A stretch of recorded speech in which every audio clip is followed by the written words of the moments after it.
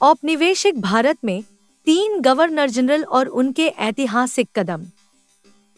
क्या आप जानते हैं कि आधुनिक भारत के इतिहास में कुछ गवर्नर जनरल्स ने प्रेस की स्वतंत्रता, युद्ध और व्यापार में अहम भूमिका निभाई? आइए इन ऐतिहासिक घटनाओं को करीब से जानें।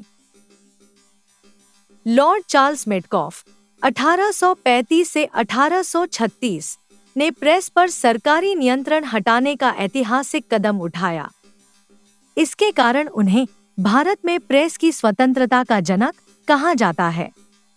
मेटकॉफ का मानना था कि स्वतंत्र प्रेस भारत की प्रगति और प्रशासन में पारदर्शिता सुनिश्चित करेगा। प्रमुख कार्य और योगदान। 1. प्रेस की स्वतंत्रता। 1823 के बाद भारत में प्रेस पर कड़े प्रतिबंध लगाए गए थे। चार्ल्स मेटकॉफ ने 1835 में एक ऐतिहासिक कदम उठाते हुए प्रेस एक्ट के तहत प्रेस पर लगे प्रतिबंधों को हटा दिया। इस कार्य ने भारतीय समाज और राजनीतिक आंदोलन को नई दिशा दी। 2. लोकप्रियता। उनके द्वारा उठाए गए कदम भारतीय समाज में बहुत लोकप्रिय हुए। हालांकि प्रेस की स्वतंत्रता का समर्थन करने के कारण उन्हें ब्रिटिश सरकार के कुछ अधिकारियों का विरोध भी झेलना पड़ा। लॉर्ड ऑकलैंड 1836 से 1842 के कार्यकाल में ब्रिटेन ने अफगानिस्तान में हस्तक्षेप किया, जिससे पहला आंग्ल अफगान युद्ध हुआ। इसके साथ ही उन्होंने सिंधु नदी को व्यापार मार्ग के रूप में इस्तेमाल करने की नीति बनाई। यह भारत में ब्रिटिश व्यापारिक हितों के विस्तार का एक महत्वपूर्ण कदम था। प्रमुख घटनाएं। 1. प्रथम आंग्ल अफगान युद्ध 1839 से 1842। ऑकलैंड ने अफगानिस्तान में ब्रिटिश प्रभाव को मजबूत करने के लिए हस्तक्षेप किया। उनके प्रयासों के तहत शाह शुजा को काबुल का शासक बनाने की योजना बनाई गई। इस युद्ध में ब्रिटिश सेनाओं को भारी नुकसान हुआ और अंततः यह ब्रिटिश इतिहास की एक बड़ी असफलता मानी गई।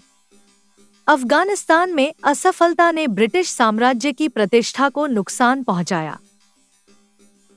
लॉर्ड एलेनबरो 1842 से 1844 के समय में ब्रिटिश सेना ने अफगानिस्तान से वापसी की, लेकिन इसके साथ ही उन्होंने सिंध पर कब्जा जमाया, जो भारतीय उपमहाद्वीप में ब्रिटिश साम्राज्य के विस्तार का हिस्सा था। एलेनबरो के शासनकाल का यह कदम लंबे समय तक याद किया गया। प्रमुख घटनाएं। 1. अफगानिस्तान से ब्रिटिश वापसी 1842। एलेनबरो के कार्यकाल के दौरान ब्रिटिश सेनाएं अफगानिस्तान से वापस लौटीं। उन्होंने काबुल पर कब्जा कर लिया, लेकिन इसे लंबे समय तक बनाए रखना संभव नहीं था। अफगानिस्तान से वापसी को ब्रिटिश सेना की प्रतिष्ठा बचाने का प्रयास माना गया। 2. सिंध पर कब्जा 1843। सर चार्ल्स नेपियर के नेतृत्व में सिंध पर कब्जा किया गया। यह ब्रिटिश साम्राज्य के विस्तार की दिशा में एक महत्वपूर्ण कदम था। 3. सोमनाथ मंदिर की धरोहर वापसी।